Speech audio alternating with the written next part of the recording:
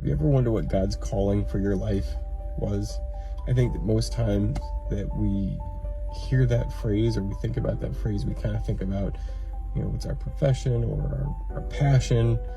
And while those things are good and God can definitely use those for his glory and for our benefit and for the benefit of our neighbors, and Paul gives us a different idea of what it is to be called. So I've noticed that in those first 7 verses, Paul uses the word called 3 times.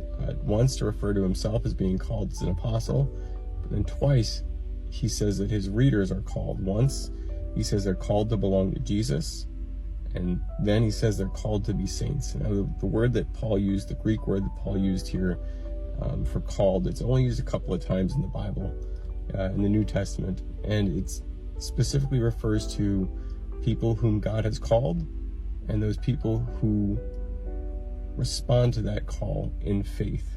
And so they have been called out and chosen by God. Now, we talked about already that being a saint or being holy just means being set apart for a purpose. In this case, God has chosen us to be set apart for the purpose of being sent on mission for him. And that's what it is to be an apostle, right? Paul says that we received our apostleship from Jesus Christ. So God has called us, set us apart to go on mission for the purpose of delivering the gospel to others. Right? We belong to Jesus. Like Paul, now we are slaves of Christ.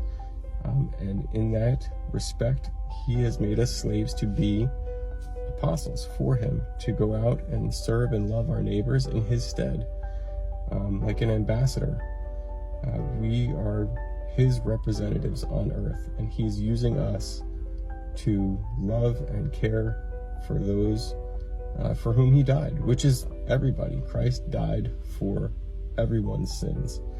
And so we should go out in a way to emulate Christ's love and service, right?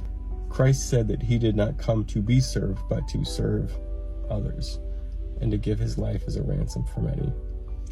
Likewise, we should be going out to serve others in the name of Christ with the gospel on our lips, to share the good news that Christ died for your sins.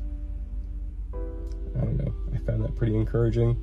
Like I said, I think I'm done with the first 7 verses now, and I'll be ready to move on. And I hope that you're enjoying this and finding some encouragement from it, because I certainly am.